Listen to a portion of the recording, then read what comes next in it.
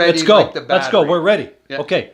Hi, I'm Jay, and this is Dave, and we're back for another Dave and Jay show. And this time, finally, we've got some great news. Yay! Good news. Yeah, it's a $40 billion announcement by 5 world-renowned energy companies that have come together in a consortium to build an LNG plant and 670 kilometers of pipeline. Yes, you heard that right. Yep. Pipeline in Canada to start us on down the road of a liquefied natural gas industry. And I've been writing about this. I've been talking about this for years. In fact, it was 8 years ago on the 1st of September that in one of my weekly newspaper columns, he has it with him. I have them with me right here because this is such great news. I wrote about this, and I want to give you a quote from my You're going to quote from yourself? my editorial. I'm going to quote Jay Hill, the Honorable Jay Hill. Well, don't mess it up. From 2010, September 1st, 2010, and I said natural gas emits about half of the carbon dioxide emissions as conventional coal plants. And when you consider that China is currently constructing the equivalent of 2 500-megawatt coal-fired plants per week. I'll be back in a minute. Per week, the drive to get our natural gas to Asian markets should be a priority for all of us. That's what I was saying 8 years ago. And you were right. And the country, I love being right. The country thanks you, Jay, because Royal Dutch Shell, Petronas, PetroChina, Mitsubishi from Japan would not have done that unless you had written that insert to your constituents in northern British Columbia. It was in my newspaper column. Excellent I have work. proof. You talked about the pipeline. TransCanada is going to spend $6.2 billion to build a pipeline from the area that Jay talks about, from that part of British Columbia out to Kitimat. A pipeline will be built. Largest infrastructure project ever in this country. And the Prime Minister, Pierre Trudeau, was quick to say that. It was Justin Trudeau, but... What did I say, Pierre? You said Pierre. Oh, it's easy to get the two mixed up. One is energy and Pierre, nationalizing the industry, government intervention in the oil business. Yeah, Pierre came right to mind. Yeah. Justin Trudeau repeated it. He said, that sounds so good. I want to say it again. The largest infrastructure project in the country. History. In history. And the trouble is, not the trouble, but I guess this is the reality. Sitting governments take the credit for the work of the governments before them. In this case, the Stephen Harper government and Christy Clark's Liberal government in British Columbia laid the groundwork for this huge infrastructure project. Will they get credit for it? Nah. No.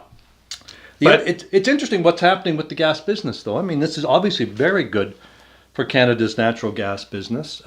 These guys, the same group, killed a project in Australia, a $40 billion project in Australia, ironically, 2 years before, because the prices weren't right. So we benefited from the foresight of these guys and, of course, Jay Hill's crystal ball visionary administration. Well, I just want to be clear here, Dave. I'm one of thousands that have been singing the liquid natural gas song for many, many years. I'm just one of thousands. And as you pointed out, I think that, the people that should really get credit, first and foremost, Christy Clark. She led the parade on LNG. She was willing to negotiate with any company that was wanted to build a plant, build a terminal, build a pipeline, and she's the one that deserves 90% of the credit for that announcement. Mind you, Clark, on the other side, was no friend of oil. Remember, she was beating Alberta up about oil and the 5 conditions and all this stuff. So there's this interesting sort of different attitude about oil versus gas. And there always will be. And maybe there always will be. And so this is a really good win for Canada. But I want to hear the explanation from this federal Liberal government about tankers. Jay, I said it again. Justin Trudeau is talking about, and very champions, this ban on tanker traffic on the west coast of British Columbia. Well, how is this gas going to get to China and India? I think in tankers. That's right. So all of a sudden, the tanker ban is not a ban. They banned oil coming out of Burnaby, a Trans Mountains facility, even though, and I got to give Gwyn Morgan, the former CEO of Encana, credit for this. He wrote about this in the National Post. 1,300 oil tankers go through the Strait of Juan de Fuca every year. One more was going to come out of Burnaby. One more out of 1,300. And that was a big deal. Yeah. So, But your point is quite correct. Whether it's a LNG tanker or whether it's an oil tanker, a tanker is a tanker in the sense that if it's going to bump into a whale, I mean, the whale isn't going to care what the ship's carrying. absolutely. And that's the big thing now. We got to, the orcas are going to be, chewed up by all these tankers. One more out of Burnaby, and I don't know how many are going to come out of Kitimat. So the whole thing is crazy, but good news. Jay. It is. It is good very news. And good we're here to news. celebrate it. And we're here to say that perhaps Horgan, the Premier of BC, and Justin Trudeau shouldn't be trying to take credit for it. Agreed.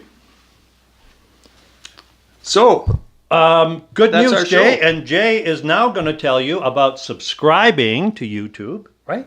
Were you Right. going to do that? I thought you were going to. No, I thought you were. Well, that's how and it goes. One of us should. We should subscribe to our YouTube channel. You should follow us on Facebook and Twitter, Yep. and you should retweet this every opportunity Whoa, you get, way to because go. this is a show about good news for Canada, and we want to make sure that all Canadians know about it. Way to go, Jay.